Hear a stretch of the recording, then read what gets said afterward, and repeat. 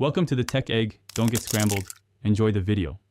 You start by signing into YouTube Studio and finding the video you uploaded. Once there, open the Editor tab so you can swap or mute audio. Make sure you have the replacement audio file ready and that it matches the video length or can be trimmed. This avoids sync issues. You should also confirm ownership or rights to the new track before uploading. Now click the audio button to reveal YouTube's built-in tracks and your upload options so you can begin replacing sound right away. Now you'll replace or layer the audio.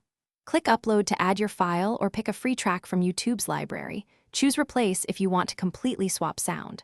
Once the file appears, drag it along the timeline to align with key visual events. Make precise trims by zooming the timeline and snapping to frame markers. This preserves lip sync. Adjust track volume and add fade-ins or outs so transitions feel natural. If dialogue matters, mute the original track or lower it by a set dB.